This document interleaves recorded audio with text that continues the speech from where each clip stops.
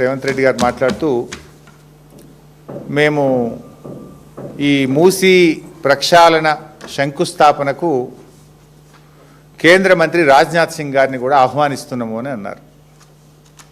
నేను I want to ask BJP రాష్ట్ర నాయకత్వం కావచ్చు, కేంద్ర ప్రభుత్వం కావచ్చు, అంటే మూసీ పేరిట రేవంత్ రెడ్డి చేస్తున్న విధ్వంసానికి, మూసీ పేరిట రేవంత్ రెడ్డి గారు చేస్తున్నటువంటి దోపిడికి, మూసీ పేరిట రేవంత్ రెడ్డి గారు చేస్తున్నటువంటి రియల్ ఎస్టేట్ దందాకు మీరు సహకరిస్తారా?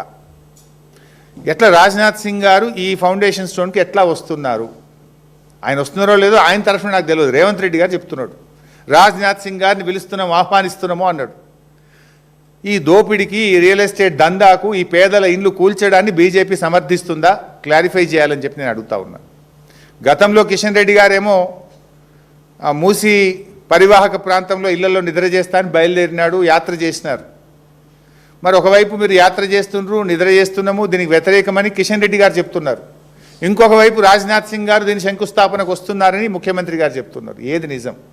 బీజేపీ మూసీ బాధితుల పక్షాన ఉంటుందా, ఈ దోపిడీ చేస్తున్న రేవంత్ రెడ్డి పక్షాన ఉంటుందో కూడా ప్రజలకు క్లారిఫై చేయాలి. ప్రజలకు పక్షాన నేను బీజేపీని కూడా అడుగుతా ఉన్నా.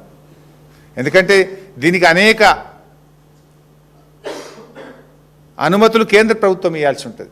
ఎన్విరాన్మెంటల్ క్లియరెన్స్ కానీ, లేదా ఏదైనా world bank, Asian development bank, any external aid రావాలంటే కేంద్ర ప్రభుత్వం అనుమతి కావాలి. మరి కేంద్ర ప్రభుత్వం వీటికి అనుమతులు ఇస్తుందా? రాజ్నాథ్ సింగ్ గారు వచ్చి దీంట్లో పాల్గొంటారా? ఈ దోపిడిని బీజేపీ సమర్థిస్తుందా? ఈ పేదల బతుకులు విధ్వంసం చేయడాన్ని బీజేపీ సమర్థిస్తుందా, వ్యతిరేకిస్తుందా అనేది కూడా ప్రజలకు క్లారిఫై చేయాలని చెప్పి కోరుతూ థ్యాంక్ యూ.